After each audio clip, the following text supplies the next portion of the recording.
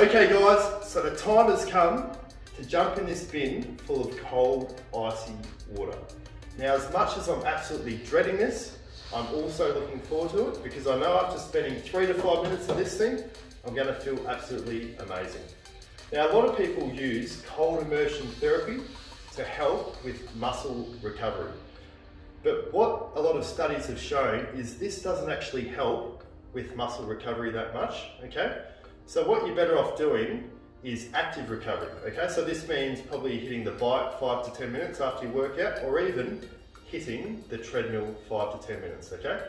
So a lot of the benefits that you hear from cold immersion therapy are actually anecdotal. So what this suggests is that if people believe it's going to work, well, you know what? It's probably going to work, okay? It's the old placebo effect. Works every time. Now the reason why I use cold immersion therapy is for my mental health, okay? Because I feel like if I can spend 3 to 5 minutes in here, I can pretty well do anything I want, okay? So I do it for my mental stamina. And what I also like to do is focus on my breathing. So I use this as a form of meditation.